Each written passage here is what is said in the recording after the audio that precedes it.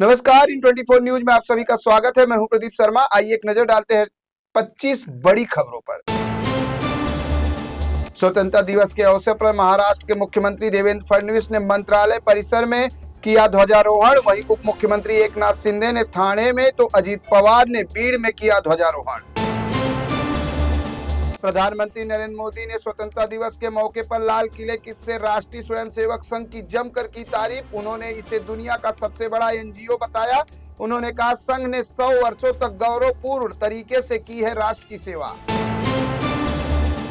महाराष्ट्र सरकार ने 1 अप्रैल 2019 से पहले पंजीकृत वाहनों के लिए हाई सिक्योरिटी रजिस्ट्रेशन प्लेट लगवाने की नवंबर तक बढ़ा दी है अंतिम तिथि। महाराष्ट्र परिवहन विभाग ने इसे पहले 15 अगस्त को बताया था अंतिम समय सीमा।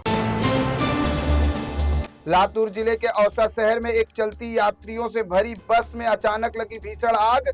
धू धू कर जल उठी बस और गाड़ी पूरी तरह से जलकर हुई खाक। ये देखकर बस में सवार यात्रियों में मची भगदड़। हालांकि समय रहते सभी यात्रियों, ड्राइवर और हेल्पर को निकाला गया बाहर।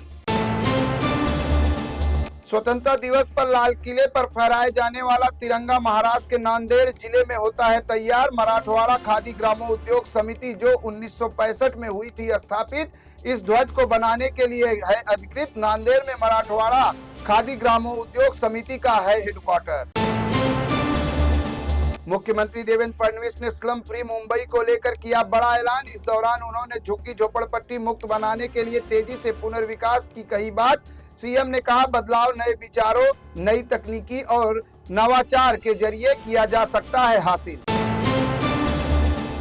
मुंबई के वर्ली में गुरुवार को बीडीडी चौल पुनर्विकास परियोजना के तहत तैयार 556 फ्लैट्स की लाभार्थियों को सौंपी गई चाबियां। लाभार्थियों को फ्लैट की चाबी देने के लिए आयोजित समारोह में महाराष्ट्र के मुख्यमंत्री देवेंद्र फडणवीस के साथ दोनों उप मुख्यमंत्री एकनाथ शिंदे और अजीत पवार भी थे मौजूद। चुनाव आयोग ने 1 अगस्त को ड्राफ्ट वोटर लिस्ट की थी जारी। अब तक कुल 28,370 दावे और आपत्तियों की गई है दर्ज। हालांकि 15 दिन गुजर जाने के बावजूद किसी भी राजनीतिक दल की तरफ से नहीं आई है कोई आपत्ति। असम के मुख्यमंत्री हेमंत बिस्व शर्मा ने स्वतंत्रता दिवस के मौके पर भूमि जिहाद का किया जिक्र। सीएम ने कहा, कुछ समूह असम के डेमोग्राफी बदलने की कर रहे हैं कोशिश।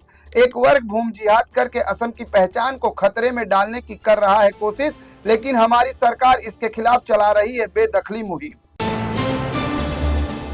पीएम मोदी ने आज 12वीं बार लगातार दिल्ली के ऐतिहासिक लाल किले पर फहराया तिरंगा ध्वज।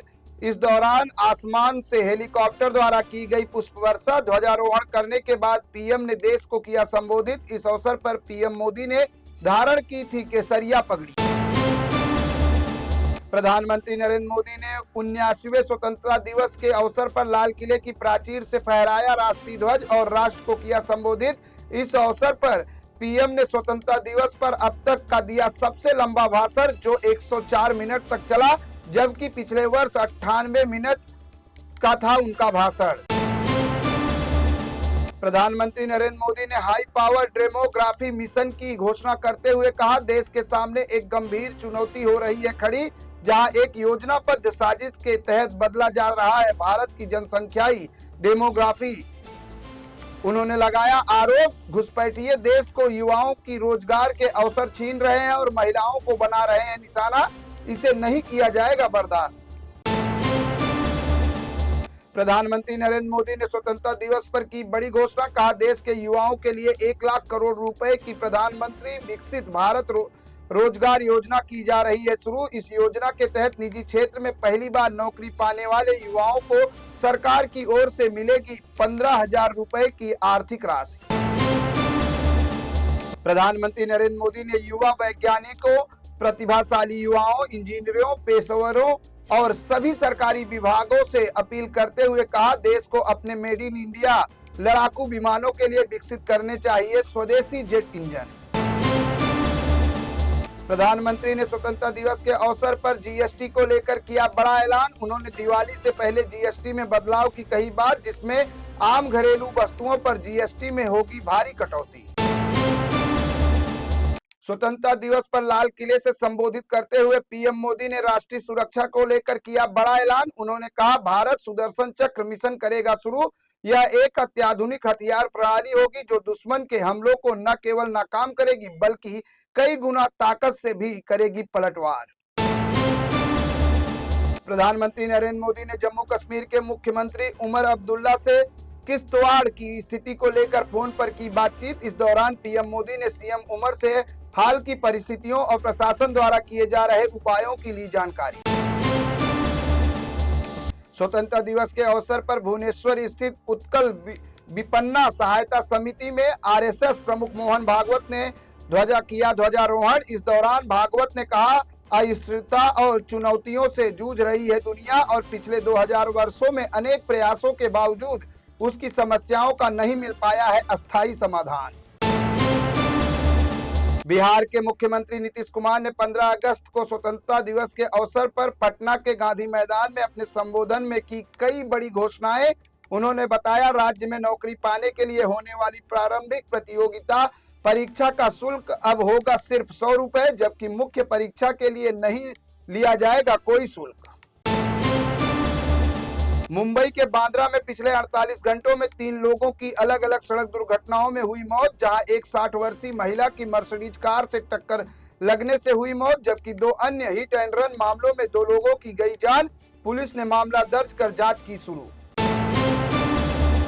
दिल्ली पुलिस ने 11 और 12 अगस्त को नई दिल्ली जिले के अलग अलग स्थानों पर बिना अनुमति के आयोजित पशु प्रेमियों के विरोध प्रदर्शन के संबंध में 4 एफआईआर की दर्ज। स्वतंत्रता दिवस की सुरक्षा के मद्देनजर जिले में बीएनएस की धारा 163 था लागू। जम्मू कश्मीर के किश्तवाड़ जिले के चसोटी इलाके में बादल फटने से अचानक आई बाढ़ के बाद खोज और बचाव अभियान है जारी। इस घटना में 45 लोगों की हुई मौत, वहीं 100 से अधिक लोग हुए हैं घायल। एनडीआरएफ और अर्धसैनिक बल ने 167 लोगों को बचाया। बेंगलुरु में स्वतंत्रता दिवस के दिन हुआ एक बड़ा हादसा। यहां सिलेंडर फटने से एक 8 साल की बच्ची की हुई मौत और 12 लोग गंभीर रूप से हुए घायल। सेंट्रल बेंगलुरु के विल्सन गार्डन के चिन्यापाल्या में हुआ यह हादसा। रूसी राष्ट्रपति व्लादिमीर पुतिन ने भारत के स्वतंत्रता दिवस पर राष्ट्रपति द्रौपदी मुर्मू और प्रधानमंत्री नरेंद्र मोदी को दी बधाई।